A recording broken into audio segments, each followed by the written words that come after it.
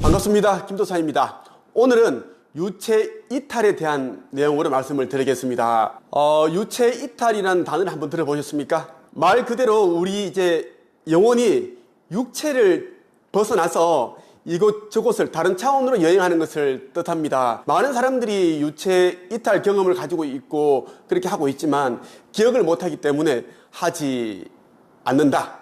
유체 이탈이라는 게 어떻게 그런 게 있느냐 이렇게 이야기를 하고 있습니다. 절대 그렇지 않습니다. 저도 자주 유체 이탈 경험을 하고 있습니다. 어제 새벽에 제가 유체 이탈을 경험했습니다. 저의 영혼이 저의 육신을 빠져나와서 그 아카식 레코더라고 하죠.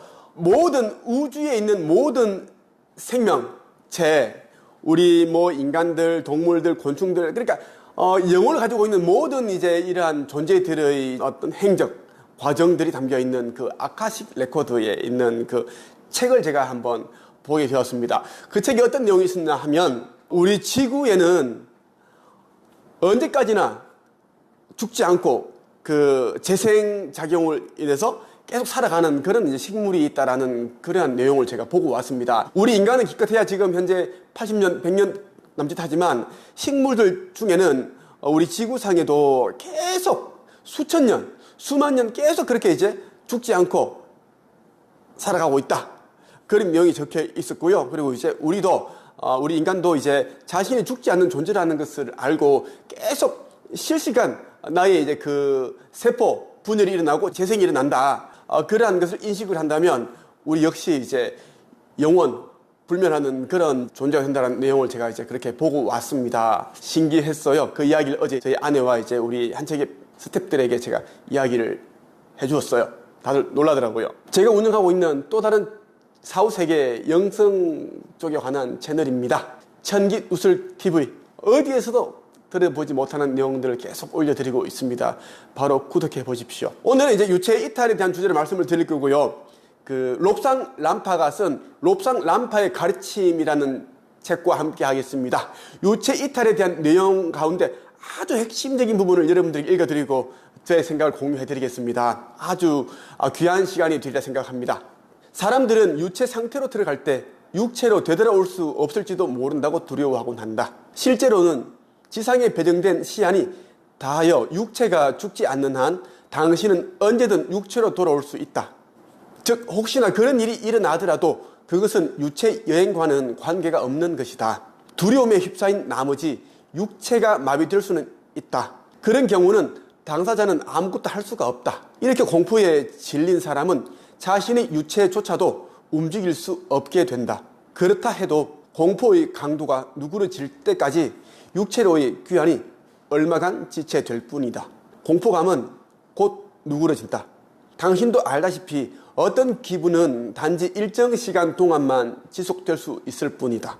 그런 고로 두려워하는 사람은 그저 육체로의 100% 안전 귀환을 다소 지체하게 될 따름이다. 많은 사람들이 이제 우리 영혼이 이 육체를 빠져나가게 되면 위험한 상황에 직면할지도 모른다는 그런 막연한 불안감을 가지고 있습니다.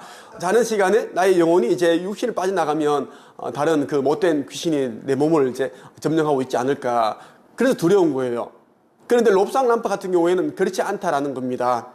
우리의 유체가 이제 육체를 빠져나가게 되면 어느 정도 이제 그 시간 동안 이제 이런저런 곳을 차원 여행을 하고 돌아온다. 이때 안전하게 이제 돌아오게 된다라는 겁니다. 인간이 지구에서 유일한 생명체가 아니듯이 우리는 유체 상태에서 유일한 생명체가 아니다.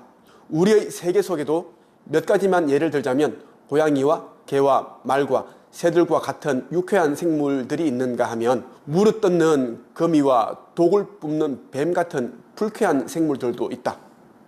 세균, 미생물, 그 외에 해롭고 독성 있는 불유쾌한 것들도 많다. 고성능의 현미경을 통해 세균을 본 적이 있다면 그 모습이 너무나 환상적이어서 마치 동화에 나오는 용의 시대를 보고 있는 듯한 상상을 떠올렸으리라. 그런데 유체계에는 당신이 물질계에서 맞부닥치는 그 어떤 것보다 더 괴상한 존재들이 많다. 유체 상태에서 우리는 놀라운 피조물, 생물 혹은 존재들을 만난다. 우리는 자연의 영들을 보는데 이들은 거의 한결같이 선하고 쾌활하다. 그러나 신화와 전설의 작가들이 틀림없이 보았을 법한 끔찍한 피조물들도 있다. 이들은 악마, 반인, 반수, 기타 갖가지 신화 속의 마귀상을 닮았다. 이 피조물들 중 일부는 저급영으로서 후에 인간이 되거나 동물 왕국으로 스며들어올 수 있다. 그들이 어떻게 변할지는 몰라도 현재 진화 단계에서는 아주 불쾌한 존재들이다. 우리가 유체 여행을 하게 되면 우리와 같은 인간 이런 영혼을 만나는 게 아니라 정말 불유쾌한 그런 무서운 악마 같은 그런 이제 영들도 만나게 된다는 겁니다. 예, 정말 많은 그런 이제 저급 영들이 있습니다. 그래서 그러한 정보를 알려주는 이유가 뭐냐면 유체 여행을 하더라도 그러한 이제 뭐 반이 무수 악마, 뭐 신화 속의 마귀상을 닮은 그런 영체들을 만나더라도 두려워하지 말라는 겁니다. 불쾌하지만 그들이 우리에게 어떻게 해코지를 할 수 있는 게 아니다라는 거죠. 저급영에 관한 이야기를 해보자. 저급영이란 도대체 무엇인가? 말하자면 초보적 형태의 영적 생명이다. 그들은 사념체보다는 한 단계 위에 있다.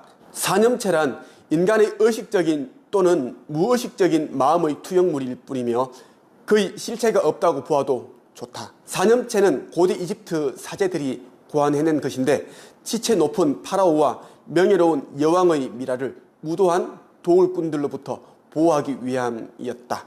도굴꾼의 의식에 침투하여 극도의 공포를 일으킴으로써 제풀에 도망치게 만들겠다는 착상이었다. 그러니 지금 우리는 이 사념체들과는 상관이 없다.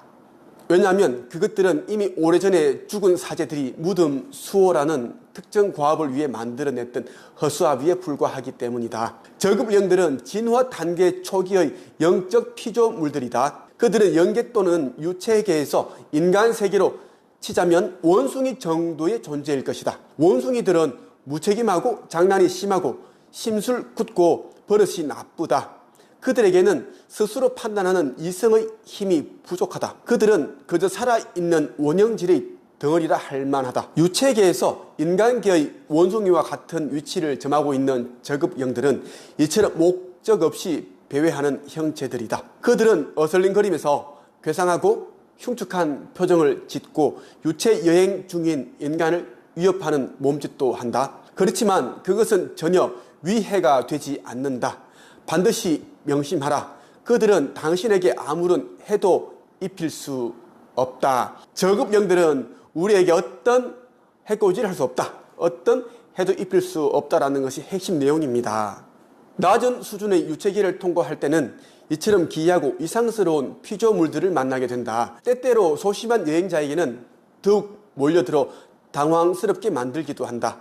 그러나 그건 아무런 위해도 되질 않는다. 두려워하지 않으면 그들은 실제로 전혀 해롭지 않다. 유체 여행을 처음 시도할 때면 이런 열등한 존재들이 서너씩 근처에 모여들어서 우리가 어떻게 하는지를 지켜보곤 한다. 그건 마치 초보 운전자가 처음으로 차를 몰 때 그것을 짓궂은 마음으로 지켜보는 사람들의 심리와 같다. 구경꾼들은 자극적이고 흥분되는 사건이 일어나기를 고대한다. 만일 초보 운전자가 당황해서 가로등 기둥 같은 데에 부딪힌다면 구경꾼들은 무척 즐거워할 것이다. 그러나 구경꾼들이 그런다고 해서 우리가 해를 입지는 않는다. 그들은 그저 값싼 흥분거리를 찾아다니는 것일 뿐이다. 우리가 유체 이탈을 할 때 이제 저급 영들을 만나게 될 수도 있습니다. 그럴 때는 당황하지 마라. 두려워하지 마라. 두려워하지만 않으면 그 이제 다양한 그런 흉측한 무서운 모습을 하고 있는 그 악마와 같은 영체들이 우리에게 어떤 이제 해도 끼칠 수 없다라는 겁니다. 다만 우리가 이제 당황하면 걔네들은 그것을 즐기기 때문에 더 괴롭힌다라는 겁니다. 당신은 유체계로 들어가서 놀랄만한 사건들을 많이 조우할 것이다. 멀리서 크고 찬란한 빛이 번쩍거리는 것이 보일지도 모른다. 이 빛은 아직 당신이 미치지 못하는 존재 차원에서 오는 것이다. 인간의 육체는 오직 새 또는 내 업만을 인식한다. 그러나 육체를 이탈해서 유체계로 들어가면 음의 범위를 얼마간 위로 넓혀서 당신 앞에 좀 더 위대한 무엇이 있음을 알게 될 만큼 시야가 확장된다. 이 무엇들은 밝은 빛으로 보이는데 너무나 밝아서 당신은 그게 무엇인지를 실제로 알 수 없으니 당분간은 어중간한 유체계에 만족하기로 하자. 여기서 당신은 친구나 친척을 찾아갈 수도 있고 세계의 도시들을 방문하여 크다란 공공 건물들을 볼 수 있다. 당신은 낯선 언어로 된 책들을 읽을 수도 있다. 기억하라, 이 유체계에서 당신은 모든 언어를 해독할 수 있다. 그것만으로도 유체 여행은 연습할 필요가 있다. 우리 영혼이 이제 육체를 떠나게 되면, 유체 이탈을 하게 되면 정말 순간적으로 빛보다 빠른 속도로 이제 가고 싶은 곳으로 이동을 합니다. 뭐 해외 여러 나라 도시들을 가볼 수도 있고요. 그리고 평소에 가지 못했던 그러한 이제 공간으로 가볼 수도 있고, 정말 보고 싶었던 그런 사람이 있는 곳으로 또 이동해 갈 수 있고요. 심지어 다른 행성으로, 지구가 아닌 그 다른 행성 있죠.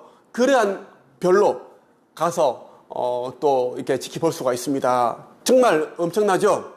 우리가 살고 있는 이 지구를 벗어나서 다른 별로 갈 수 있다라는 것, 이거는 진짜 어마어마합니다. 그래서 유체 여행은 정말 놀라운 그런 선물이다라고 생각을 합니다. 우리가 유체 이탈을 통해서 다양한 차원, 다양한 국가, 장소, 도시를 이제 이렇게 여행을 하고 이제 그 다음에 우리 육체로 어떻게 이제 돌아오는지에 대한 내용을 한번 살펴보겠습니다. 우리의 유체는 지붕 꼭대기 아래로 가라앉아 천장을 통과하여 잠자고 있는 육체 위에 자신을 드러낸다. 가볍게 천천히 유체는 가라앉으면서 육체 위에 정확히 자신을 맞추고 아주 조심스럽고 부드럽게 하강하여 육체와 합체한다. 한동안 싸늘하고 무지근한 납덩이가 누르는 듯한 느낌이 든다. 빛과 자유의 유체 상태에서 경험했던 현란한 색채는 쓰러지고 차가운 느낌만 남는다. 꼭 젖은 옷을 입은 느낌이다. 육체가 꿈틀거리고 두 눈이 떠진다. 창문 밖으로 희미한 새벽의 여명이 수평선 위로 움트고 있다. 육체가 움직이면서 말한다. 난 간밤에 겪었던 일들을 다 기억하지. 우리 육체를 벗어나갔던 그 영혼이 들어올 때는 이제 우리 육체 위로 그대로 가라앉는다라는 것입니다. 싹 이제 스며든다라는 거예요. 아주 부드럽게. 그럼 다시 이제 이 인간으로서 의식을 가지고 인식을 한다라는 겁니다. 어떤 사람들은 유체 이탈을 아주 쉽게 편하게 합니다. 꼭 이제 뭐 연습을 하지 않아도 편하게 자기가 원하는 곳으로 이렇게 이동을 할 수 있는데, 일반인들은 부단한 연습을 해야지 이제 좀 자유로운 그런 유체 이탈을 할 수 있다.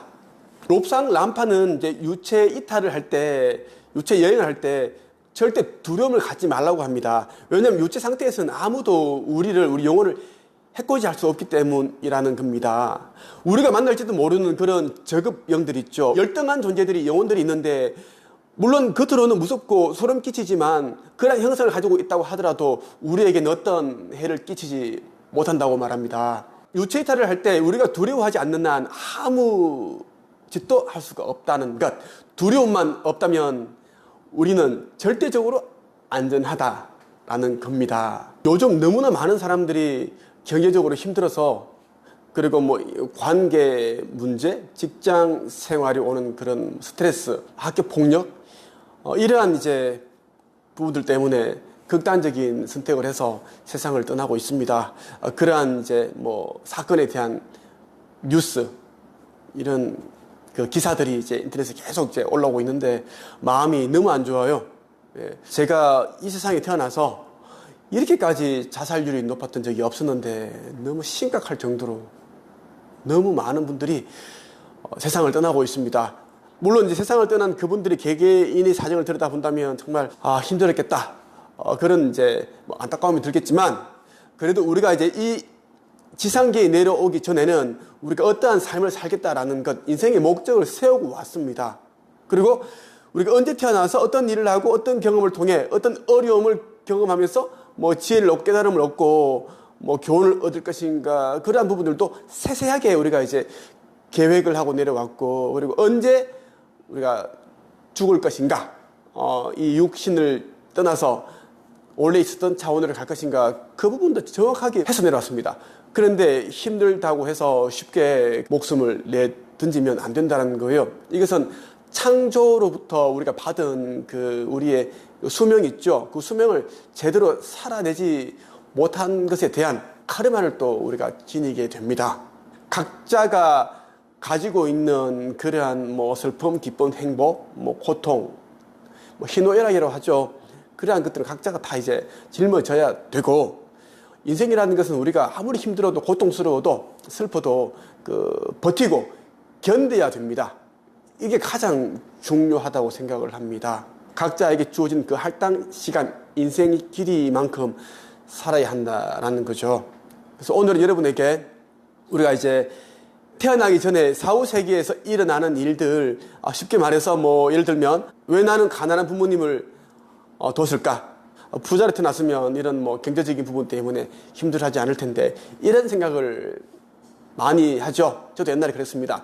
그런데 우리가 사후세계의 그 과정을 들여다본다면 부모, 형제, 이런 가족 관계 있죠. 다 우리가 사후세계에서 다 선택을 해서 내려온다라는 겁니다. 그 외에 많은 그런 세세한 일들이 있는데, 오늘 여러분에게 사후세계에서 우리가 일어나는 일들, 우리가 이제 윤회, 환생하기 전에 일어나는 그러한 부분들을 비교적 자세하게 말씀을 드리겠습니다. 그러면서 여러분이 지상계에 내려온 그 인생의 목적도 한번 좀 진지하게 생각해 볼 수 있는 시간이 되었으면 좋겠습니다.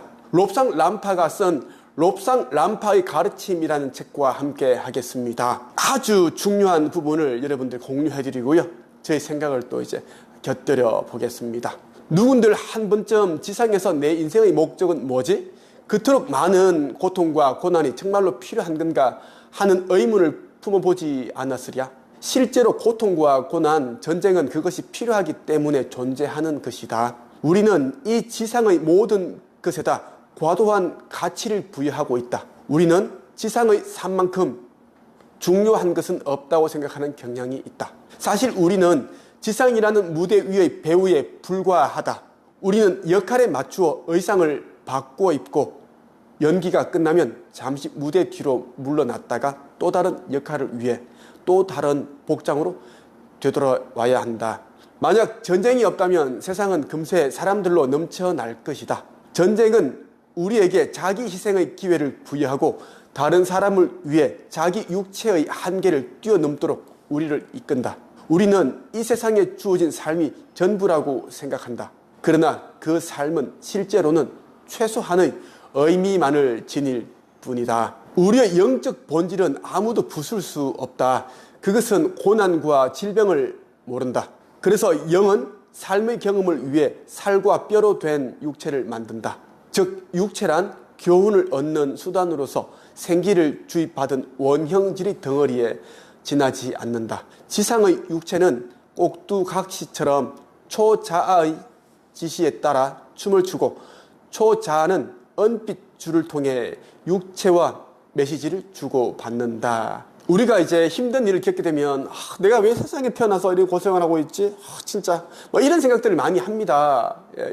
이런 생각들을 하는 이유는 뭐냐면 현재 일어난 그 시련과 역경만 바라보기 때문에 그렇게 된다는 거죠. 모든 사람은 이제 이 지상계에 내려온 이유가 다 있습니다. 목적이 있다라는 거예요. 그 목적을 우리가 이제 상실하게 된다든가 그 목적을 모를 때 힘든 일이 생기면 이제 극단적인 그런 이제 생각을 하게 된다라는 겁니다. 우리 모두는 이제 각자의 주어진 역할을 하고 있습니다. 우리는 연극 무대의 그 배우에 지나지 않습니다. 각자가 이 세상에 오기 전에 나는 어떤 역할을 할 것이고, 이 사람은 주인공, 이 사람은 조연, 이 사람은 엑스트라, 그렇게 다 이제 역할이 주어져 있고, 그 역할을 해내면서 이제 경험을 이제 하게 되면서 우리가 그 다양한 것들을 교훈, 깨달음, 지혜, 그리고 자신의 어떤 단점을 또 연마하고 강점을 바꾸기도 하고 자신의 어떤 강함을 좀 부드럽게 갈고 닦기도 하고 그렇게 이제 연마하는 이제 과정이 삶이라는 겁니다. 그래서 우리는 이제 이 삶을 살면서 정말 내 인생에 창조주께서 우리에게 맡기신 미션, 그 미션 안에 담겨 있는 그 무엇을 내가 이제 그 목적이 무엇인지를 생각해 봐야 된다는 겁니다. 지상에 소풍을 오기 전의 광경은 어떨까? 하나의 존재가 유체계의 초자아에게로 되돌아간다. 지상에서 한 생을 마친 것이다. 그 존재는 이번 삶의 모든 과실을 살펴보고는 제대로 배우질 못했으니 다시 해야겠다고 작정한다. 그렇게 해서 그 존재가 한 번 더 육체를 갖기 위한 설계 작업이 진행된다. 우리가 인간의 삶을 살고 이제 이 육신을 벗고 사후세계에 넘어가게 되면 이런 일이 있습니다. 극장 같은 그러한 큰 스크린 앞에서 자기의 삶을 되돌아보는 그런 과정을 겪게 돼요. 어떤 부분은 내가 정말 미흡했고, 어떤 부분은 어리석었고, 정말 후회되고, 그리고 어떤 부분에서 정말 잘했구나, 용기를 냈구나, 뭐 그렇게 이제 반추하는 이제 과정이 있습니다. 그러면서 이제 다음 생을 계획할 때 전생에서 부족했던 부분들, 결핍되었던 부분들, 그런 부분들을 이제 보완할 수 있는 다음 생을 계획한다는 겁니다. 그렇게 해서 다시 한번 육체를 가지게 되면 그러한 삶을 살겠다라고 그렇게 또 다짐을 하게 된다는 거죠. 우리에게 환생할 기회가 이제 주어지면 어떤 일이 일어나는가 보죠. 먼저 그에게 필요한 환경을 제공해줄 부모를 찾는 일이 시작된다. 만약 그가 돈을 잘 다루는 법을 배워야 한다면 그는 부유한 사람의 자식으로 태어날 것이다. 만약 그가 비천한 처지를 딛고 일어서는 법을 배워야 한다면 그는 참으로 궁핍한 형편의 부모 아래서 태어날 것이다. 어쩌면 절름발이나 시각장애인으로 태어날 수도 있다. 이 모든 것은 그가 무엇을 배워야 하는가에 달려있다. 저의 어린 시절을 본다면 너무 이제 가혹하리만큼 가난했습니다. 우리 부모님은 이제 그 남의 논을 빌려서 이렇게 농사를 지으셨고요. 또 많이 지은 것도 아닙니다. 그리고 40 후반 정도에 저를 낳으셨기 때문에 우리 아버지께서는 거의 이제 제가 20살이 되니까 뭐 60이 넘으셨어요.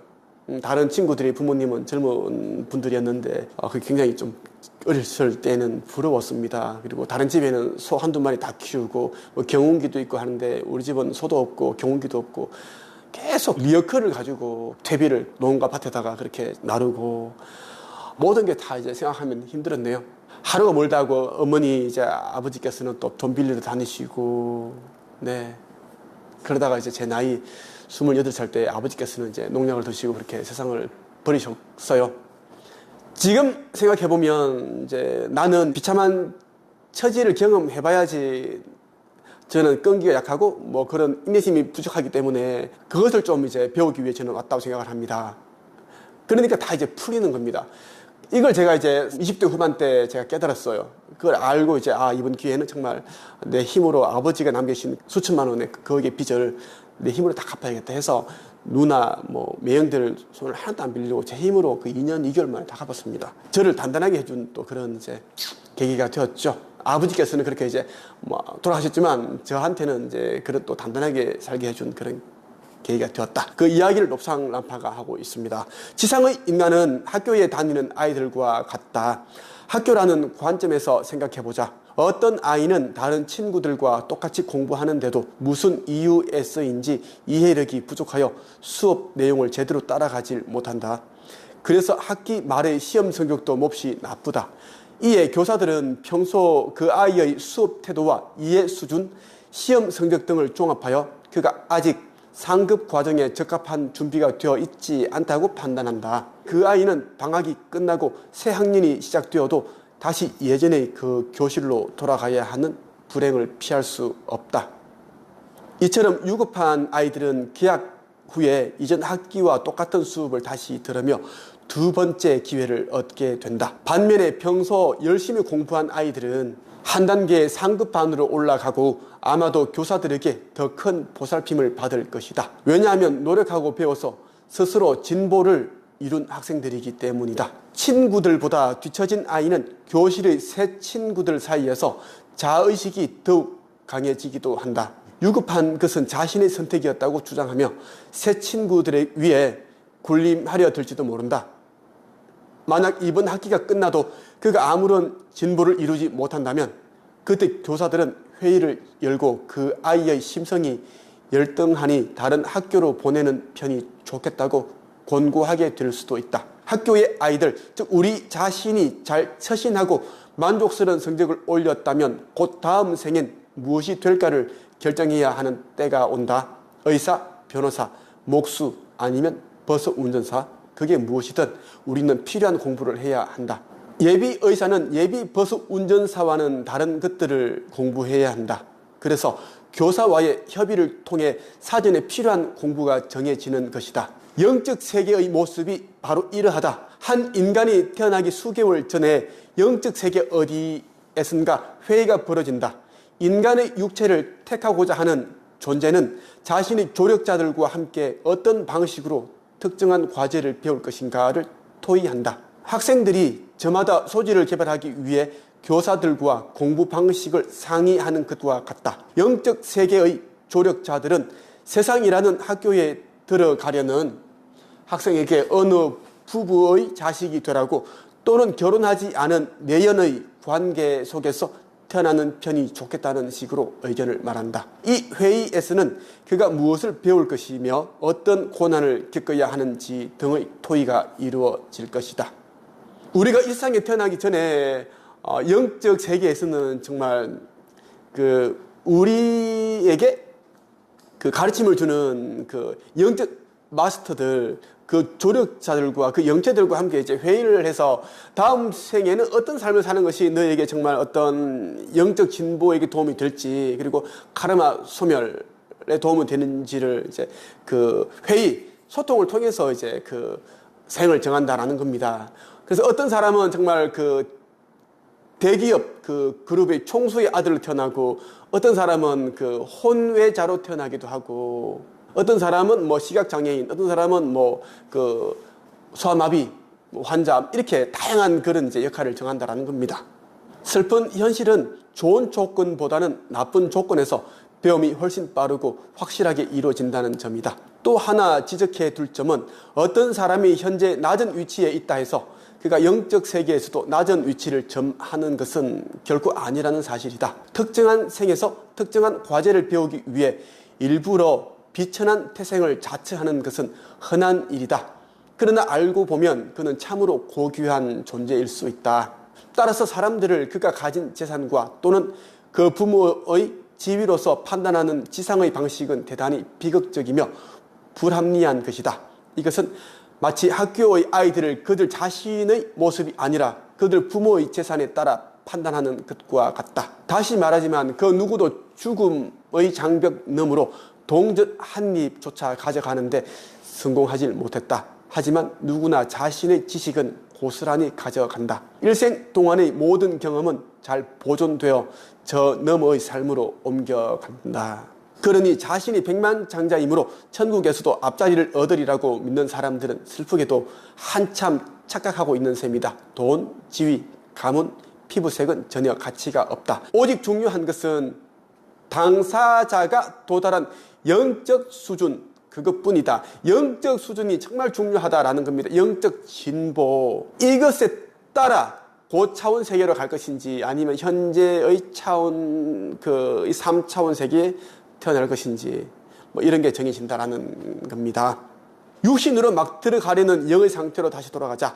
적당한 부모가 찾아지면 그 영은 적절한 때에 태아의 몸속으로 들어간다. 그리고 태아의 몸속에 진입하는 순간 이전 생의 기억과 의식은 싹 지워지게 된다. 만약 아기가 현재의 엄마, 아빠와 얽힌 자기 전생의 인연을 기억한다면 그건 끔찍한 일이 될 것이다. 만약 왕이었던 전생의 기억을 가진 사람이 현생엔 밑바닥 중에서도 밑바닥 인생을 살게 된다면 그만큼 비극과 고통이 어디 있겠는가. 그런 이유로 사람들로 하여금 보통 자신의 전생을 기억하지 못하게 하는 것은 실로 자비로운 처사이다. 그들은 이 생을 지나 영적 세계로 돌아갈 때 다시 모든 것을 기억하게 될 것이다. 와, 이 창조주께서는 우리를 위한 정말 자비로운 그러한 시스템을 만들어 두셨습니다.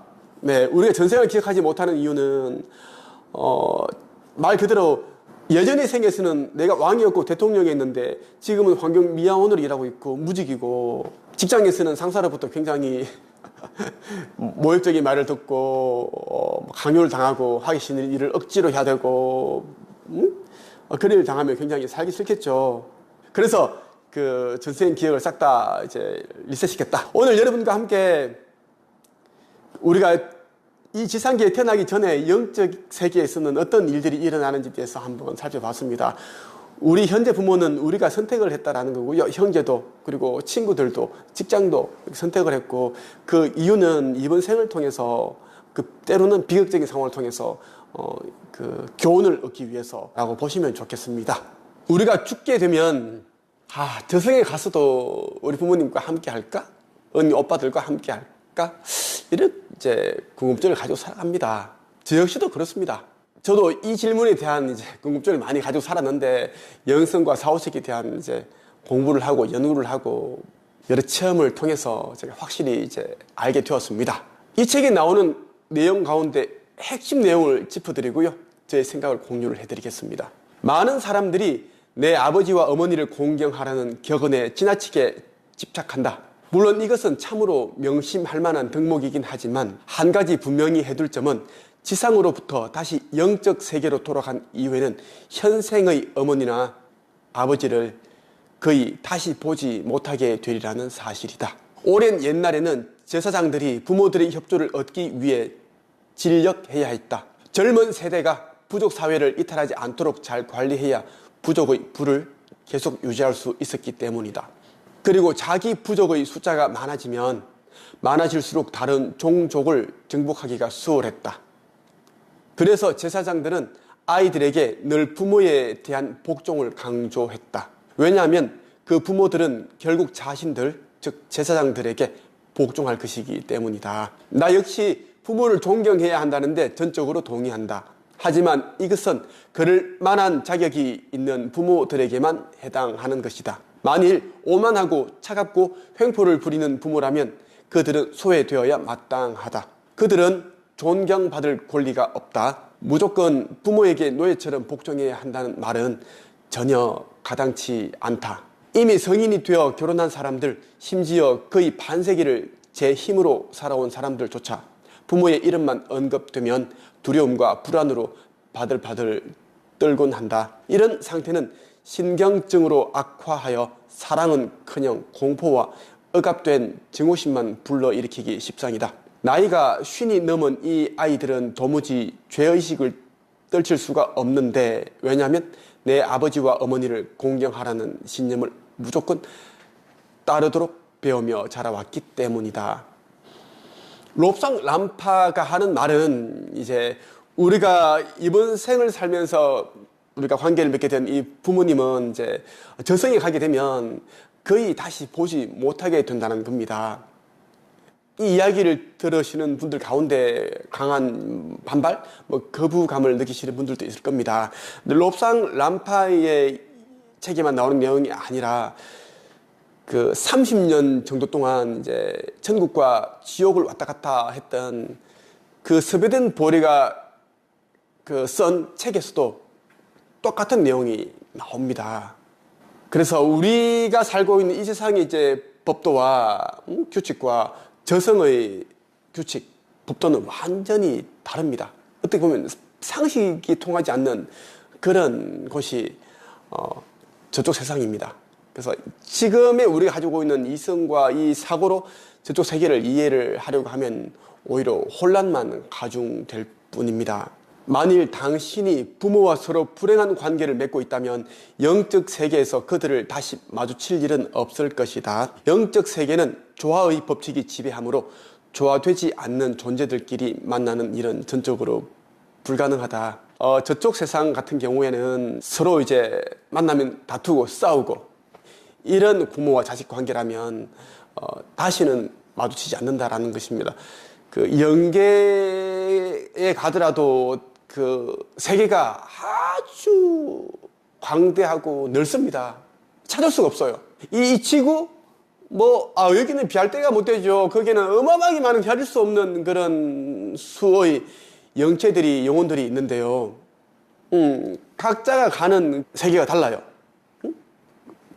영혼이 이제 그 영계에 가게 되면 여러 수많은 그런 또 단체들이 있고 모임이 있고 마을이 있고 다 있어요. 각기 이제 맞는 그러한 이제 단체로, 마을로 속하게 됩니다.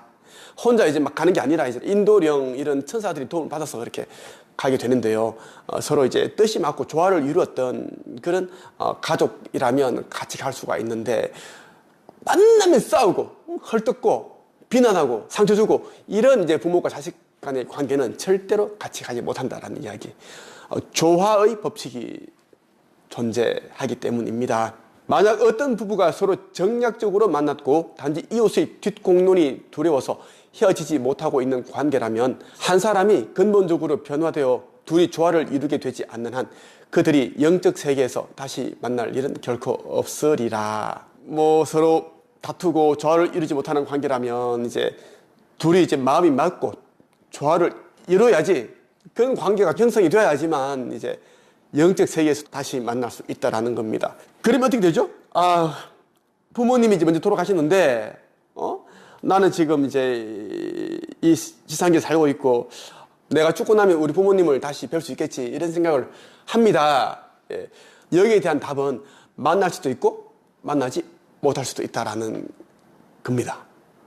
오해의 소지가 없도록 다시 반복한다. 만일 당신과 부모가 조롭지 못하다면, 서로 어울리지 못하다면, 함께 행복하지 않다면, 서로 맞지 않는다면 사후의 다른 세계에서 또 만날 일은 결코 없다. 친척 관계나 부부 관계도 마찬가지다.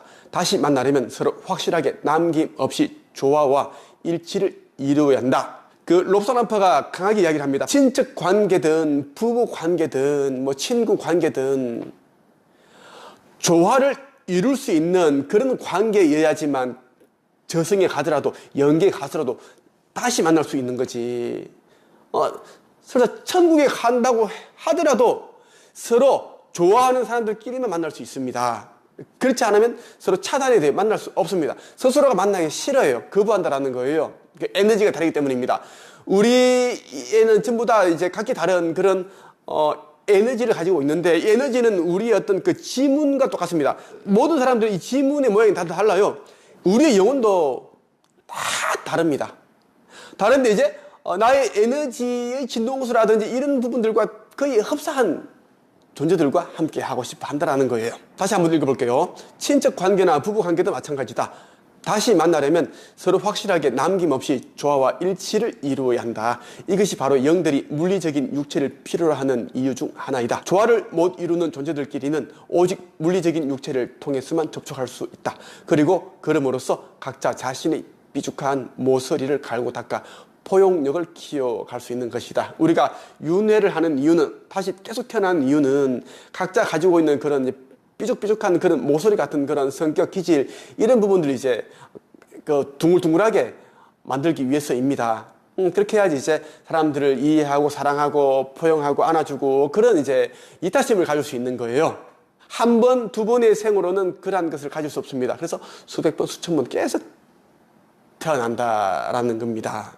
당신의 부모는 바로 당신이 자신의 성장을 독려하고 감독하기 위해 스스로 영적 세계의 허락을 구해 선택한 사람들이다. 만일 당신이 그들을 종교적 계율 때문이 아니라 진실한 마음으로서 사랑한다면 당신은 저편에서도 그들을 계속 만나게 되리라는 확신을 통해 아주 커다란 기쁨을 누리게 될 것이다. 이처럼 당신이 지금 지상의 일을 어떻게 해나가느냐에 따라 저편의 모습도 달라진다. 우리가 이 삶을 어떻게 살아가느냐에 따라, 어떤 생각을 가지고 어떤 말과 행동을 하느냐에 따라 저쪽 세상의 모습도 완전히 달라진다는 거예요. 우리가 이제 가게 되는 그러한 차원, 세계, 그리고 만나게 될 그런 영체들, 영혼들, 모든 게 달라진다는 거. 좀 더 나아간다면 이제 다음 생도 결정된다는 거예요. 사람들이 이제 윤회, 환생에 대해서는 이제 어느 정도 알고 있는데 카르마 법칙이 어떻게 작동하는지 이 부분에 대해서 잘 모르고 있더라고요. 그래서 오늘은 카르마 법칙에 대해서 말씀을 드리기로 했고요. 롭산 람파의 가르침과 함께 하겠습니다. 물질적 세상의 법칙들과 마찬가지로 당신이 정신적 또는 신체적 활동으로서 쌓아온 선 또는 악의 총합이 곧 카르마이다. 뿌린 대로 거둔다는 옛 격언이 있다. 그 말은 진실이다. 만일 나쁜 행위를 한다면 당신은 다음 생 또는 그 다음 생 또는 그 다음의 다음 생에서 나쁜 미래를 마주하게 될 것이다.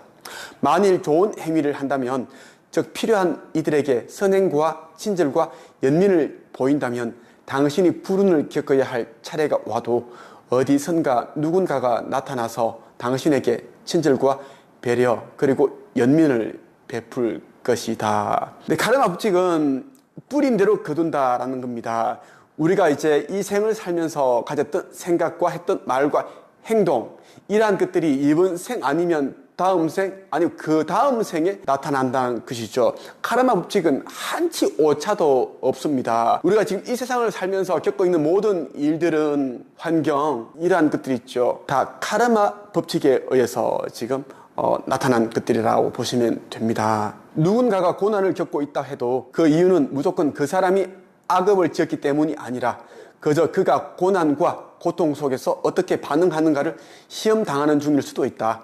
그것은 고통을 통해 다소 불순하고 이기적인 인간성을 떨어내는 정련의 과정일 수 있는 것이다. 우리가 보기에 어떤 사람이 매우 힘든 삶을 살고 있고 고통 가운데 있는데 그러한 것들이 다 이제 뭐 나쁜 카르마를 지어서 나쁜 업보 때문에 그렇게 사는 게 아니라 이제 이번 생에서 자신이 그 고통을 통해서 그 이기적인 인간성, 자기만 생각하는 그러한 인간성을 떨쳐내기 위해 그런 이제 체험을 겪고 있다는 것입니다. 전생에서 사후세계에서 본인이 이러한 삶을 살기로 선택을 했기 때문이다라는 거죠. 왕자든 거지든 간에 모든 사람은 소위 생의 수레바퀴, 즉 끝없는 존재의 쳇바퀴를 따라 돈다. 당신은 이번 생에서는 왕일지 모르지만 다음 생엔 비렁뱅이가 되거나 일자리를 얻지 못해 이 도시 저 도시를 떠돌거나 강풍 앞의 낙엽과 같은 신세를 면치 못할 수도 있다. 우리가 전생에서는 왕이었을 수도 있고 아주 지체 높은 그런 양반이었을 수도 있습니다. 그런데 이제 이번 생에서는 편의점에서 알바를 하면서 매달 그 내야 할 그런 뭐 세금들, 공과금들, 월세 이런 것들을 걱정하며 살아가는 이제 처지에 있을 수도 있다라는 겁니다. 이러한 우리가 겪는 체험들은 우리가 이제 영적 진보, 의식 상승을 위해 꼭 거쳐야 하는 윤회의 수레바퀴다라고 보시면 좋겠어요. 지금은 뭐 잘 먹고 떵떵거리고 높은 위치에 있고 하지만 다음 생에서는 반대의 그 환경으로 떨어질 수가 있다라는 겁니다. 그것을 이야기를 하고 있어요, 롭상 람파가. 하지만 카르마의 법칙에서 제외된 사람들도 없진 않다. 따라서 그런 사람들을 보며 이렇게 말하는 것은 의미 없는 짓이다. 아, 저 사람의 삶은 정말 끔찍해. 전생에 돌이킬 수 없는 죄를 지은 게 틀림없어.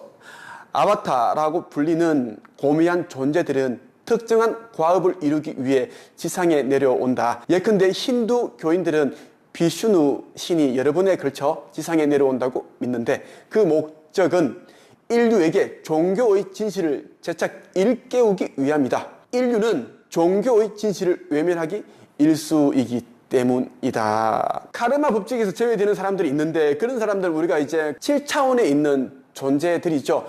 6차원은 천사들이 있는 그런 이제 차원이고 7차원은 신들이 있는 차원입니다. 예를 들면 예수와 같은 그런 존재들이 있는 차원이 7차원입니다. 예수와 같은 이런 존재들이 이제 이 땅에 내려오면은 분명히 이제 카르마 법칙이 또 이제 적용을 받습니다. 카르마 법칙은 이 땅에 했던 생각과 말과 행동에 대한 걸 다음 생에서 무조건 그대로 갚아야 되는데 예수와 석가모니 이런 분들은 이제 우리 인류를 위해서 의식 고양을 위해서 영적 진보 성장을 위해서 내려오신 분들인데 또 카르마 법칙이 적용이 돼버리면 굉장히 이제 고통이 따르겠죠. 그래서 영적 마스터들은 자기가 직접 내려오는 게 아니라 아바타를 활용을 합니다. 아바타를 이 지상계에 내려보내서 자신의 역할을 하게끔 하는 거예요.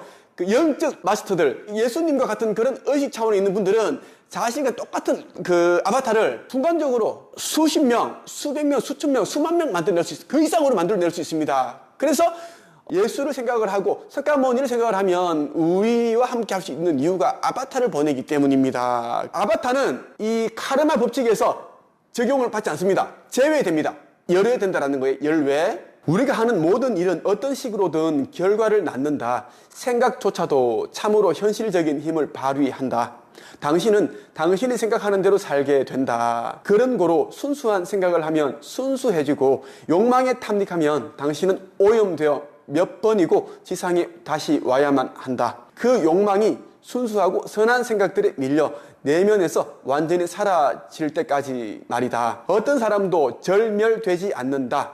어떤 사람도 악행으로 인해 영원히 벌을 받는 저주에 씌지 않는다. 소위 영원한 형벌이란 고대의 사제들이 그들이 무질서한 집단을 다스리기 위해 고안해낸 술책이었다. 그리스도는 결코 영원한 고통이나 영원한 저주를 설하지 않았다. 그리스도는 회개하고 노력하는 사람은 제 잘못을 구원받고 또다시 기회를 얻게 된다고 가르쳤다. 네, 롭상 람파의 말은 하나도 거짓이 없고 틀린 게 없습니다. 저도 지금까지 많은 그 영적 세계에 대한 전생, 윤회, 카르마 법칙에 대한 책들을 많이 읽었고 그 이상의 책들을 읽었습니다. 뭐 다른 행성의 이야기, 다른 행성에 살고 있는 존재들의 이야기, 그런 책들을 많이 읽었는데, 심지어 저는 기독교에서 굉장히 이제 배척하고 비난하고 그러한 내용이 담겨있는 책들을 저는 또 다 읽었습니다. 예수께서는 살아계실 때 윤회에 대한 이야기를 설파를 하셨어요. 우리는 다시 태어난다는 이야기를 하셨고, 그리고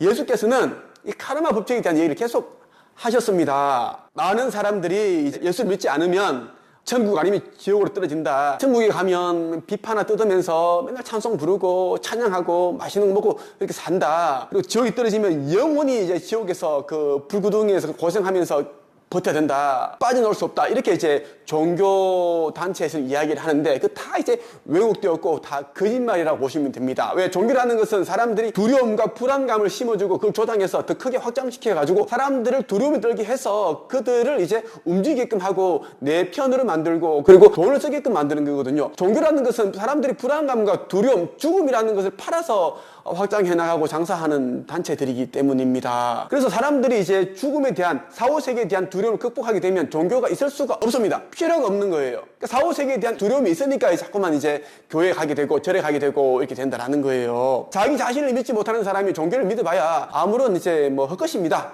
나 자신을 믿지 못하는 사람은 하나님, 신, 다양한 신을 믿어도 믿을 수가 없어요. 왜? 믿음의 근원은 본인이고 본인이 자신을 믿는 그만큼 질량만큼 누군가를 믿는 거거든요. 그래서 사람들이 저에게 얘기합니다. 김도사님, 종교를 꼭 믿어야 하나요? 그럼 저는 종교를 믿기 전에 본인 자신부터 믿으세요. 본인 자신을 믿지 못하는 사람은 어떤 종교를 믿어도 예수님이 심지어 예수님 앞에 나타나셔도 예수님의 말씀 믿지 않습니다 라고 이야기를 한다라는 거예요. 카르마는 우리가 빚을 지고 또 그 빚을 갚는 과정이라 할 수 있다. 당신은 상점에서 어떤 상품을 주문할 때 법정 화폐로 그 값을 내야 하는 일종의 채무 상태가 된다. 그 값을 치를 때까지 당신은 빚을 진 것이며 만일 그 빚을 갚지 못하면 법률에 따라서 체포되고 심지어 파산하게 될 수도 있다.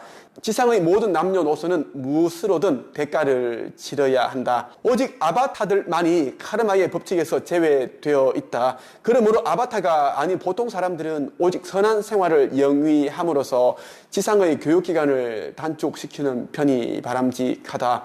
다른 행성, 다른 존재의 국면에는 훨씬 더 나은 무언가가 있기 때문이다. 카르마는 우리가 이제 지금의 이번 생을 살면서 우리가 했던 것에 대한 그 빚, 예를 들면 누군가에게 상처를 주고 누군가에게 피해를 끼쳤으면 다음 생에서는 그것을 그대로 갚아줘야 된다는 거. 그 다음 생이 아니라도 그 다음 생에서 나타날 수가 있습니다.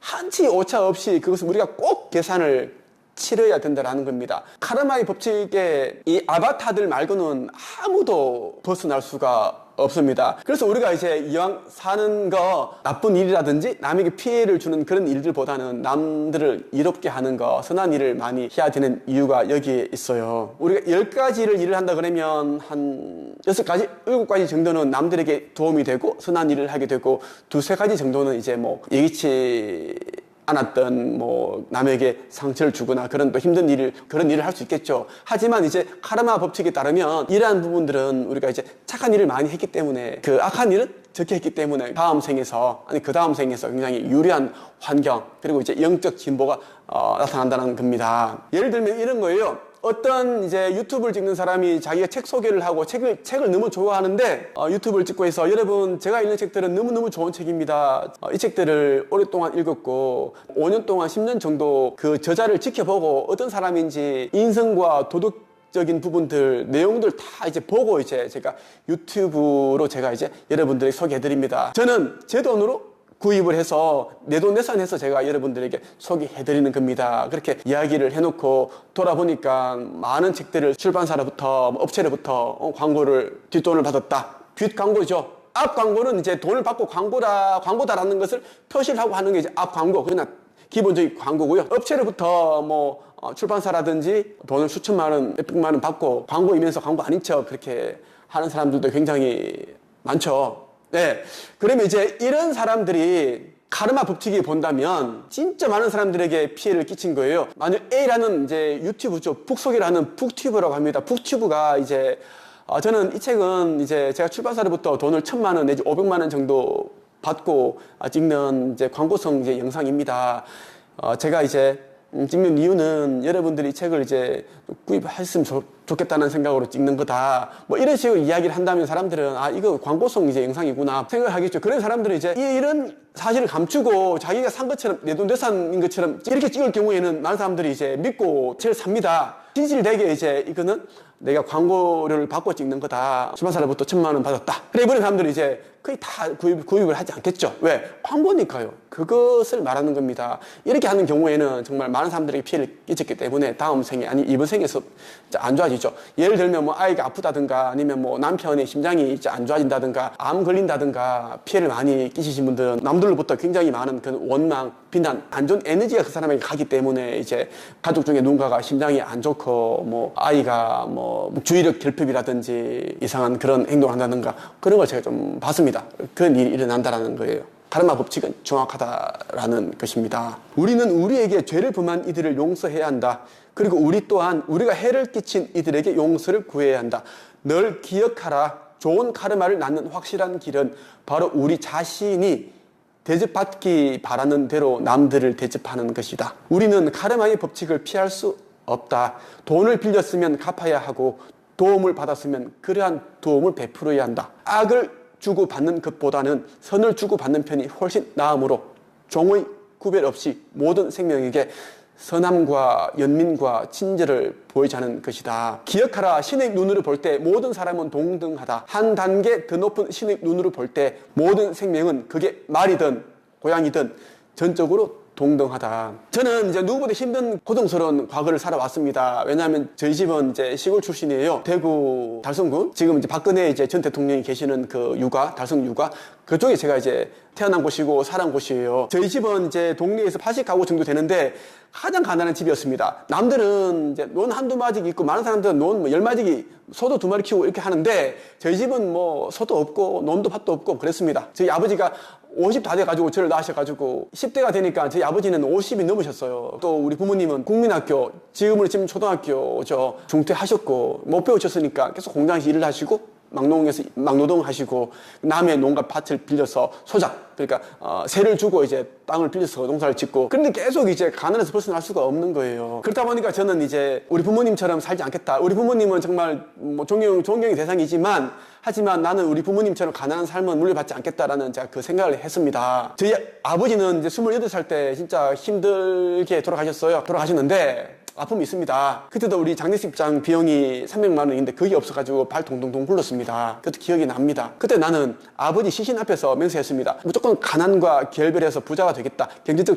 자유인이 되겠다. 그래서 우리 아이들만큼은 진짜 풍족하게 하고 싶은 일을 자기가 꿈꾸는 일들을 할 수 있게끔 지원도 해주고 그렇게 살게 해주자. 사람으로 태어나서 정말 그 자기가 태어난 이유가 있는데 저 같은 경우에는 이제 가난을 이겨내는 것이었고 저는 또 단단한 사람 그리고 용감한 사람이 되는 거였습니다. 어릴 때 저는 굉장히 제가 또 겁이 좀 많은 편이었고 그것을 제가 깨달았습니다. 성인이 되어서 그걸 극복하는 과정으로 제가 삼게 되었어요. 그렇다 보니까 제가 많은 또 영적인 체험도 하고 하다 보니까 사람들이 저를 찾아와서 도와달라, 길이 안 보인다, 어떻게 하면 미래를 바꿀 수 있느냐, 어떻게 하면 나도 이제 뭐 강사가 될 수 있느냐, 무자본 창업할 수 있느냐, 코치가 되고 싶다 뭐 이렇게 말씀하시면 제 이야기를 다 들려드리고 작가가 되고 강사가 되고 코치가 되고 사업을 하는 데 있어서 부자가 되는 데 있어서 스펙은 절대 필요하지 않습니다. 전문되면 어떻고 중졸이면 어떻고 고졸이면 어떻습니까? 내가 가르쳤던 안대장이라는 친구는 중졸입니다. 중졸이지만 내가 그 친구에게 책 쓰는 뿐만 아니라 그 무자본 창업도 그 친구는 몰랐는데 내가 무자본 창업이라는 거 1인 창업에 대한 걸 내가 다 설명을 해주고 내가 우리 한책임에서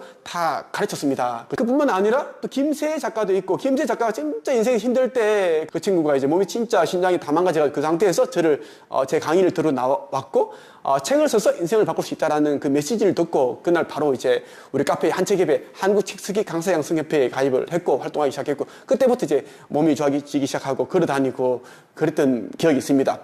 그에 관해서 다 후기들이 있어요. 감사 메일도 있고 그렇거든요. 저는 이제 한 사람 한 사람 제가 다 진정성 있게 제가 다 이제 도와주려고 노력을 합니다. 하지만 사람들이 이제 의식적인 수준이 낮아버리면 저의 이제 이 해주는 이 내용들이 가닿지가 않고 못 알아듣고 그렇죠.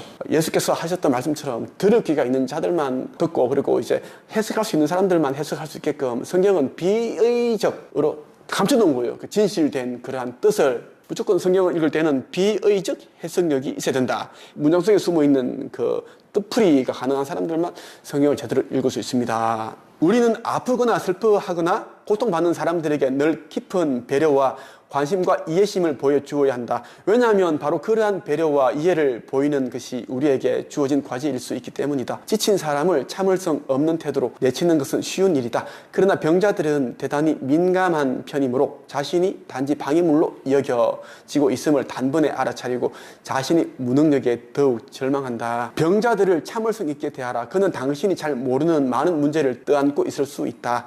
당신 자신을 위해서라도 그렇게 하라. 그는 건강한 당신보다 훨씬 더 진화된 사람일지 모른다. 그러니 병자를 돌보는 것이 사실은 당신 자신에게 실로 엄청나게 이로운 일일 수 있는 것이다. 맞습니다. 병자들도 자기 역할을 하기 위해 이제 그 병을 얻어서 있는 겁니다. 우리가 교통사고를 당하든 뭐 재해를 당하든 뭐 질병에 걸려서 이제 뭐 장애를 입든 간에 그것은 어떻게 보면 전생에서 그 계획을 했던 거예요. 그 사람들이 어떻게 보면 또 나쁜 짓을 해서 그럴 수도 있지만 전생에 따르면 이제 카르마 법칙에 의하면 사람들이 이제 그러한 삶을 사는 것은 이번 생에서 어떤 가르침을 이제 받기 위해서 자기 스스로 이제 깨우치기 위해서 그러한 또 체험을 하고 있는 겁니다. 그러니 그 사람들을 무시하지 말고 귀찮아하지 말고 그렇게 하지 말라는 겁니다. 오히려 그런 사람들을 더 따뜻하게 대해주고 보살펴 준다면 이번 생에서 좋은 카르마를 짓는 일이 되는 거예요. 좋은 업보를 이렇게 쌓게 된다라는 것입니다. 우리 모두는 전생이 있고 현생이 있고 또 다음 생이 있습니다.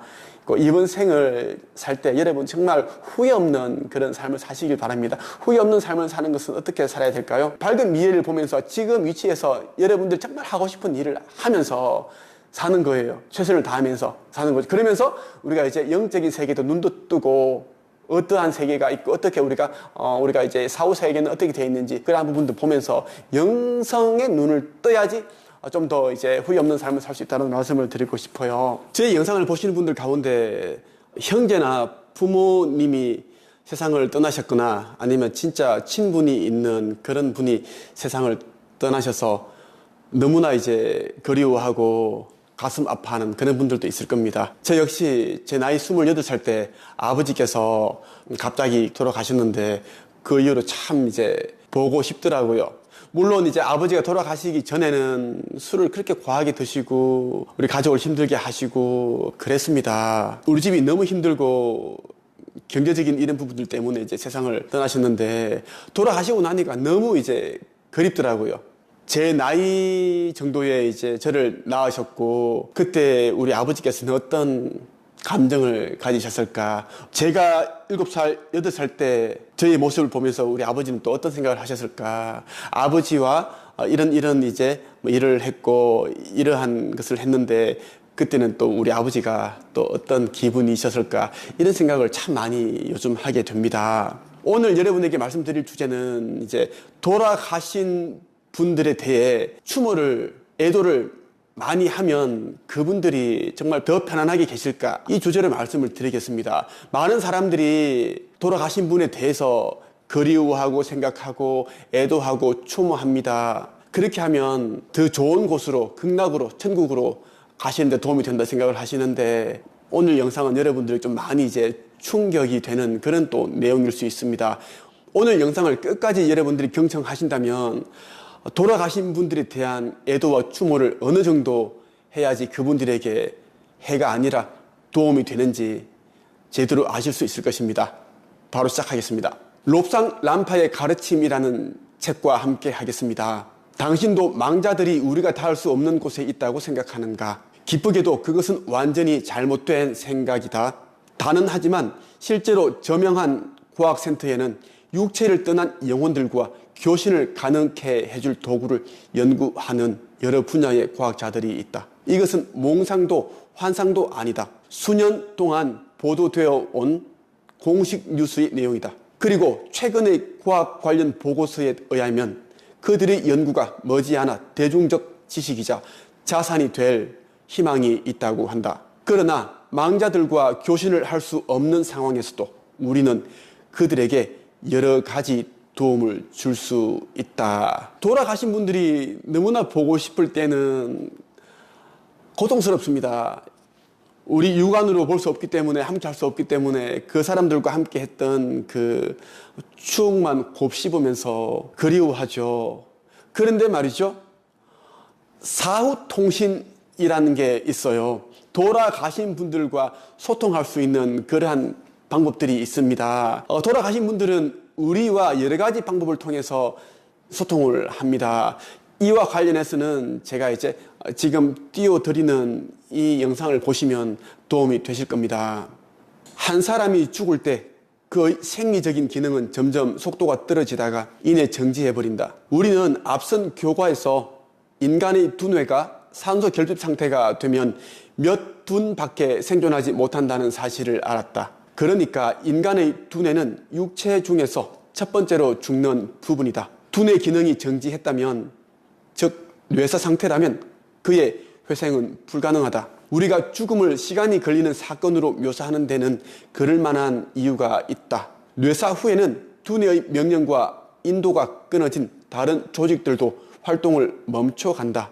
그것들은 마치 운전자가 자리를 떤 자동차의 처지와 같다. 운전자는 시동 모터를 끄고 차를 떠났다. 엔진은 남은 동력으로 한두 차례 움찔대겠지만 이내 식어갈 것이다. 차의 온도가 낮아짐에 따라 금속들은 수축하면서 삐걱대거나 끽끽거리는 작은 소리를 낼 것이다. 우리의 육체도 마찬가지다. 죽어가는 동안 우리의 근육 조직들은 순차적으로 삐걱대고 끽끽거리고 비틀린다. 보통 사흘에 걸쳐서 유체도 육체와의 연결을 남김없이 영구히 끊어버린다. 아기가 탯줄이 끊기면서 엄마와 분리되듯이 유체와 육체를 연결하던 언줄도 점차 시들어간다. 유체는 부패하고 있는 육체와의 연결 상태를 고작 사흘간 유지할 뿐이다. 죽은 사람은 대체로 이런 경험을 하게 된다. 그는 침대에 누워있고 슬퍼하는 친척이나 친구들이 그를 둘러싸고 있다. 목구멍에선 몸소리 치도록 숨이 헐떡이고 임종 직전의 가르랑 그림을 끝으로 마지막 거친 숨이 입 밖으로 토해진다. 심장 박동도 느려지다가 이내 영혼이 정지한다. 이제 그의 신체는 경련을 일으키면서 차가워진다. 우리가 이제 심장이 멈추게 되면 이제 사망 선고가 내려지죠. 두뇌 기능도 멈추게 됩니다. 우리가 죽고 나면 이 이제 육신을 벗어나게 돼요. 우리 영혼이, 유체가 이제 육신을 이제 벗어나게 되는데, 다만 이제 영혼이 육체를 완전히 벗어나기까지 사흘 정도의 시간이 걸립니다. 누군가 사망하게 되면 사흘 동안은 시신을 건드리지 않는 게 좋습니다. 사망하게 되면 영혼은 굉장히 이제 혼란한 상태, 기절 상태에 있습니다. 2, 3일 정도의 시간을 영혼들은 이제 기절했다가 기절 상태에서 깨어나는 그런 이제 과정을 거치게 되죠. 근데 육신을 건드려 버리면 영혼은 아주 혼란한 그런 상태에 빠지게 됩니다. 우리의 심장이 멈추게 되면 육신은 부패가 시작되죠. 가장 먼저 부패가 되는 것은 이제 가장 촉촉한 부분, 우리의 육체 가운데 몇 군데가 있죠. 이 눈, 콧구멍, 입, 그리고 귀, 성기, 항문, 이러한 곳이 가장 먼저 부패가 일어납니다. 그 이유는 세균이 많기 때문이에요. 시신이 이제 식어가고 부패가 일어나고 이렇게 됨과 동시에 이제 유체와 육체를 연결하고 있는 이 언줄입니다.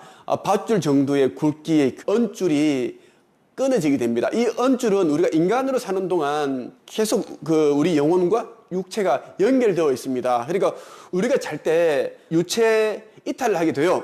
우리의 영혼이 이제 육체를 벗어나서 여러 곳을 돌아다닙니다. 여행을 한다는 거예요. 이때 너무 멀리 가게 되면 영혼이 못 돌아올 수가 있습니다. 그러한 부분들을 이제 안전하게 하기 위해서 너무 멀리 가게 되면 이 언줄, 이 밧줄이 잡아당기게 됩니다. 돌아오라고. 그러한 또 역할을 하게 되죠. 우리의 육체는 영혼으로부터 에너지를 공급받습니다. 그래서 이게 끊어지면 바로 부패가 시작이 된다라는 것입니다. 투시 능력이 있는 사람이라면 임종의 순간에 시신으로부터 나온 어떤 어렴풋한 형체가 은빛 안개처럼 한동안 그 위를 떠도는 모습을 볼 수 있다. 사흘 동안 유체와 육체를 연결하던 언줄은 점차 빛을 잃어가고 특히 시신과 연결된 부분은 더욱 검게 변한다. 그러고는 마침내 시신에 연결된 언줄의 끝에서 검은 먼지 같은 것이 피어오른다. 그렇게 줄이 느슨히 풀리면 유체는 적당히 상승하여 유체계 너머의 삶으로 안내받게 된다. 하지만 그 전에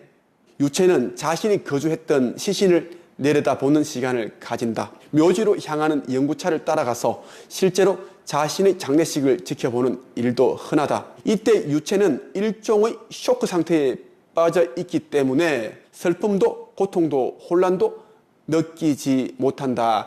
우리 영혼은 자신의 시신을 보게 됩니다. 이때는 아무런 감흥이 없습니다. 마치 우리가 이제 쇼윈도에 있는 그 마네킹을 보고 있는 것처럼 나의 이제 육신이라는 것은 알고 있지만 그 슬픔이나 고통이라는 것을 느끼지 못한다라는 것입니다. 교통사고를 당해서 세상을 떠났다. 그러면 이제 교통사고 날 때 완전 차체가 찌그러지면서 육신이 완전 또 이겨지겠죠. 내장이 튀어나오고 눈알이 뽑히고 팔이 부러지고 잘리고 완전 그렇게 시신이 되어 있습니다. 그러한 것을 보더라도 우리 영혼은 슬픔, 고통 이러한 것을 느끼지 않습니다. 제3자가 바라보는 것처럼 그냥 그렇게 담담하게 바라봅니다. 물론 이때의 많은 영혼들은 자신이 죽었다는 것을 인지 못하기도 합니다. 유체가 시신을 따라다니는 것은 연이 연줄을 잡고 있는 소년을 따라가는 것 또는 풍선이 묶여있는 틀의 일리를 쫓아가는 것과 흡사하다. 그렇지만 곧 언줄은 분리되고 유체는 자유롭게 위로 솟아올라 자신의 두 번째 죽음을 준비하게 된다. 이 두 번째 죽음은 전혀 고통스럽지 않다. 두 번째 죽음에 앞서 망자는 기억의 방으로 가서 이번 생에서 일어났던 모든 일을 되살펴 봐야 한다. 당신은 당신 자신 이외의 그 누구로부터도 심판받지 않는다. 당신 자신의 심판보다 더 엄격한 것은 없다. 지상에서 그토록 소중히 여겼던 온갖 희식걸렁한 자만과 거짓된 가치들이 결국 무의미한 것이었음을 보면서 당신은 지상에서 누렸던 지위와 재산이 전혀 당신을 위대하게 만들어주지 않았음을 깨닫게 된다. 오히려 빈천하고 낮고 가난했던 사람들이야말로 스스로 가장 만족스럽고 높은 평가를 내리곤 한다. 우리가 죽고 나면 기억의 방으로 가게 됩니다. 이곳에서는 우리가 살아온 그 삶을 되돌아보게 됩니다.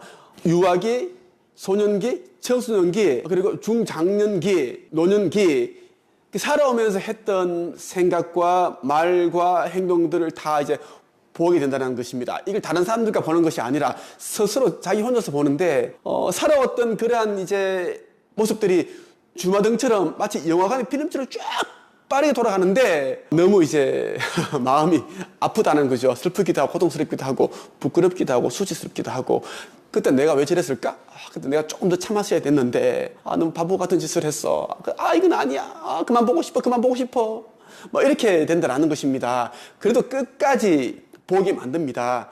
그래야지 이제 자신의 과오를 보면서 반성할 수 있고 그것을 토대로 다음 생을 계획을 할 수 있기 때문입니다. 기억의 방에서 생을 돌아본 후에 당신은 자신에게 가장 적합하다고 생각되는 또 다른 세계의 해당 구역으로 간다. 당신은 지옥으로 가지 않는다. 지옥은 지상에 즉 우리의 학교 안에 있다고 했던 우리의 말을 믿으라. 우리가 죽게 되면 지옥이라는 곳으로 가지 않습니다. 다만 우리가 이제 어떤 특정한 곳으로 가서 그곳에서 우리가 다음 생을 준비할 수 있는 그 과정을 거치게 된다는 것입니다. 지옥이 있고 천국이 있고 이런 부분들은 이제 종교적인 이제 그러한 곳에서 만들어낸 것이다. 천국이 있어야지 사람들에게 희망을 심어주고 기대감을 줄 수 있고, 그렇게 해서 또 종교에서 말하는 그런 부분들을 잘 따라올 수 있게끔 말을 잘 듣게 할 수 있겠죠. 지옥에 대한 이야기를 해야지 죽으면 불구덩이가 있고 그 뜨거운 펄펄 끓는 물속에서 헤엄을 쳐야 되고 뭐 이런 부분들 있잖아요. 그런 이야기를 해야지 종교를 믿는 그런 신자들은 또 이제 겁을 내서 두려움 때문에 그 종교 지도자들이 말하는 대로 잘 따라옵니다. 무섭기 때문이죠. 이번 생이 마지막이다. 이후에 환생은 없다. 그러니까 이번 생을 잘 따라야 되는데 너희들은 우리가 말하는 이 규율, 교회나 성당이나 여러 종교 시설이 있겠죠. 그러한 곳에서 말하는 그러한 이제 규칙 안에서 살아야 한다라고 하면 그 사람들은 정말 말을 잘 들을 수밖에 없습니다. 대통령보다 부모님보다 더 무서운 것은 어떻게 보면 목사님과 신부님의 말씀이죠. 스님의 말씀입니다. 그분들은 왜? 신의 중재자, 신 밑에 위치한 그러한 이제 중간 역할을 하면서 아무것도 모르는 중생들에게 이제 그 신에게 가는 길, 천국 극락에 가는 길을 알려주는 그러한 이제 중요한 역할을 하는 사제다라고 생각을 해버리니까 사람들은 더 그 사람들의 말을 순종하고 따를 수밖에 없죠. 요즘 많은 분들이 돌아가신 분들이 너무 보고 싶다고 저에게 연락을 해오시더라고요. 유튜브 영상을 보시고 또 책을 보시고 연락을 해오시는데 일일이 제가 전화를 해드릴 수가 없습니다. 제가 운영하고 있는 네이버 카페 이름이 한책협입니다. 한국책쓰기 강사양성협회인데요. 이것은 글쓰기, 책쓰기, 강사 양성만 하는 것이 아닙니다. 제가 개인적으로 좋아하는 분야가 영성, 사후세계, 마음공부, 의식상성 이러한 것들입니다. 이러한 것들에 대해 또 공부하는 사람들이 또 모여 있습니다. 이 카페에 여러분들이 가입을 하신다면 저와 직접 독대해서 상담을 받을 수 있는 그런 기회가 있습니다. 당신은 아마도 동양인들 위대한 신비가와 위대한 교사들이 절대로 자신의 본명을 공개하지 않는다는 사실을 알 것이다. 이름에는 큰 힘이 깃들어 있기 때문에 만약 누군가가 올바른 진동으로서 그의 영혼을 불러낸다면 그는 어쩔 수 없이 끌려 나와 지상을 응시해야만 하기 때문이다. 동서양을 막론하고 어떤 지역에서는 신을 이름을 부를 수 없는 존재로서 대하고 있다. 만일 모든 사람이 줄곧 신을 불러댄다면 우리의 지도자인 신으로서도 무척이나 번거로울 수밖에 없을 것이다. 마찬가지로 타기한 사람들에 대한 과도한 애도는 그들에게 오히려 고통을 준다. 그들로 하여금 지상으로 다시 끌려 내려오는 느낌을 받게 한다. 이는 물에 빠진 사람이 젖은 옷과 젖은 신발의 무게 탓에 점점 더 가라앉는 상황과도 같다. 위대한 신비가, 위대한 교사들은 우리가 지상계에 있는 동안 자신의 본명을 공개를 하지 않는다라는 것입니다. 왜? 자신의 이름을 공개하게 되면 그 사람들이 이제 사후세계에 갔을 때 지상계에 있는 많은 사람들이 그 사람 이름을 울부짖으며 도와달라 살려달라 해버리면 이분들이 편안히 있을 수가 없는 거예요. 영계에 가면 많은 일들을 해야 되고 더 많은 일들이 산적해 있는데, 넘쳐나는데 그 일들만 하는 것이 아니라 또 이제 영계에 있으면서 사후세계에 있으면서 우리 이 지상계를 왔다 갔다 하시면서 많은 영혼들을 도와주고 있습니다. 그런데 지상계에 있는 수많은 사람들이 이 위대한 신비가와 위대한 교사들, 영적 마스터들의 이름을 부른다면 이분들이 계속 그 느낌이 오는 겁니다. 진동 떨림이 계속 오기 때문에 가만히 있지 못합니다. 그러면 이 사람들은 어쩔 수 없이 또 이 지상계로 내려올 수밖에 없다는 겁니다. 궁금하기도 하고 그 울부짖는 그 통성, 고통이 다 느껴지니까 슬픔, 가만히 있지 못하는 거예요. 그리고 진짜 깨달은 사람들은 이 지구라는 곳이, 이곳이 천국이 아니라 파라다이스가 아니라 지옥이다라는 것을 말하고 있어요. 지옥이 어디에 있는 곳이 아니라 이 행성이, 지구라는 곳이 깊은 슬픔과 깊은 고통과 복잡하고 상처 주는 일밖에 없고 그런 일들이 대부분이죠. 그래서 지옥이라고 말을 하죠. 돌아가신 분에 대한 과도한 애도는 좋지 않습니다. 그들에게 오히려 고통과 슬픔을 이제 준다라는 겁니다. 그분들을 계속 생각하면서 울부짖고 보고 싶다. 왜 내 꿈이 나타나지 않느냐. 우리 아버지는, 우리 어머니는 왜 이렇게 매정하시냐. 우리 누나의 꿈에 나타나시는데 왜 내 꿈에는 나타나지 않느냐. 너무 하시다. 살아 계실 때도 나를 그렇게 안 좋아하시고 다른 형제들만 예뻐하시더니 죽어서도 똑같네. 그러면서 계속 부모님을 원망하고 미워하고 이 자체가 돌아가신 분들에 대한 안 좋은 영향을 미친다라는 것입니다. 롭상란파는 이렇게 표현하잖아요. 물에 빠진 사람이 있는데 그 사람은 물에 빠져서 이게 헤엄쳐서 나오기도 힘든데 젖어 있는 옷과 젖은 신발의 무게 때문에 점점 더 가라앉는 상황과 같다라는 것입니다. 돌아가신 분들은 자기 카르마, 업보 이런 부분들이 따라 이제 감정 치유도 해야 되고 기억의 방에서 그 지난 생을 다 돌아보면서 반성도 해야 되고 그 다음 생도 또 계획을 해야 되고 많은 복잡한 일이 있습니다. 근데 그걸 해야 되는데 계속 이제 과도한 애도를 하게 되면 그러한 일에 이제 집중을 하지 못한다라는 것. 그래서 과도한 애도는 오히려 좋지 않습니다. 그분들에겐 독이 된다라는 것입니다. 계속 지상에 또 미련을 가지게 만들고 계속 또 걱정하게 만들고 한다라는 것입니다. 돌아가시는 분들도 우리와 똑같은 존재입니다. 다만 이제 육신이 없을 뿐이지 지상에서 살 때 가졌던 그런 슬픔, 기억, 추억들, 이 지상에 살면서 인간으로 살면서 알게 된 지식과 정보, 경험, 깨달음, 지혜 이런 건 다 그대로 가지고 있습니다. 그래서 과도한 애도는 그들에게 오히려 고통을 이제 가한다라는 것입니다. 우리가 왜 지상에서 죽음이라는 고통을 당해야만 하는지 의아해한다. 그 대답은 이렇다. 죽어가는 과정은 사람을 정화시킨다. 그 고통은 너무 큰 고통만 아니라면 당사자를 정화시킨다. 다시 말하지만 그 어떤 사람도 스스로를 정화하는 데 필요한 그 이상의 고통이나 슬픔을 짊어져야 하는 소명을 받지 않는다. 극도의 슬픔 속에서 혼절해버리는 여자를 떠올려보면 이 말이 잘 이해될 것이다. 그녀의 혼절은 일종의 안전장치이다.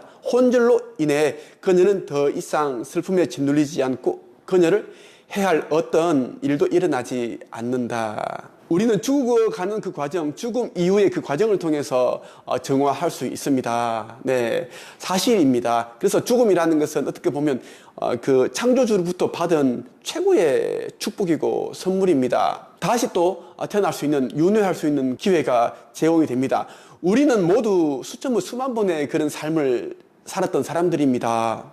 큰 슬픔을 당한 사람은 비탄으로 소위 넋을 놓은 상태가 되곤 한다. 그것은 당사자에게도, 그러니까 유족을 말하는 거예요. 당사자에게도 망자에게도 다행한 일이다. 그래서 유족들은 상실을 받아들여 정화의 기회를 얻을 수 있고 망자 또한 유족의 넋을 잃은 상태를 통해 보호받는다. 그렇지 않다면 유족들의 울부짖음과 비탄은 막 세상을 떠난 망자에게 크다란 압박이자 장애물이 될 것이다. 전화를 통해 전 세계의 사람들과 대화할 수 있듯이 때가 되면 우리는 아마 세상을 떠난 사람들과도 쉽게 교신할 수 있게 될 것이다. 사실입니다. 저는 이 책을 읽기 전에도 저 스스로 이런 생각을 해보았습니다. 나중에는 우리가 4, 5세기 있는 사람들과 전화하듯이 연결할 수 있는 그런 시대가 오지 않을까라는 생각을 하게 되었는데, 제가 이 4, 5세기에 대한 이제 공부를 하다 보니까 실제로 그러한 일이 일어나고 있더라고요. 예를 들면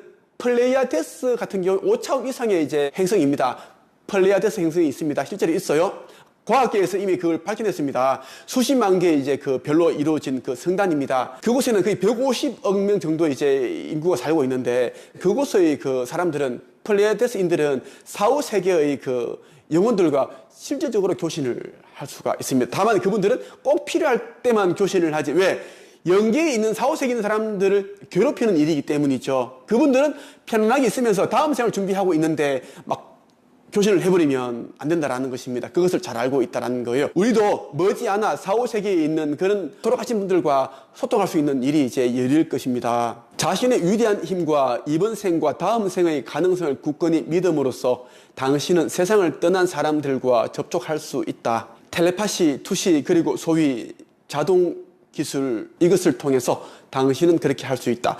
그렇지만 후자의 경우엔 자신의 왜곡된 상상을 경계해야 한다. 우리는 상상력을 통제함으로써 그 메시지가 우리의 표면 의식이나 잠재 의식이 아니라 세상을 떠난 그 사람으로부터 직접 오도록 해야 한다. 우리는 텔레파시, 그리고 투시, 소위 자동 기술 이런 거 있죠. 영혼들로부터 우리가 이제 그 어떤 느낌이나 생각을 받아서 기록하기도 합니다. 그러한 것을 통해서 우리가 또 이제 소통을 할 수 있고 그렇게 할 수 있습니다. 영혼들은 우리에게 어떤 느낌과 감정 그리고 꿈을 통해서 또 소통을 하려고 합니다. 핵심은 결론은 이겁니다. 돌아가신 분들에 대해서 너무 이제 애도하고 과하게 추모를 하면 오히려 그분들에게 독이 된다라는 것입니다. 저도 우리 돌아가신 아버지를 너무 추모하고는 애도하지 않을 겁니다. 좋았던 그런 기억들을 간간히 이제 떠올리면서 열심히 살아갈 것입니다. 제가 운영하고 있는 4, 5세계에 대한 채널들이 있습니다. 천기 누슬 TV가 있습니다. 같이 구독하신다면 여러분들이 정말 다양한 지식과 정보를 얻으실 수 있을 겁니다. 오늘은 여기까지 하겠습니다. 끝!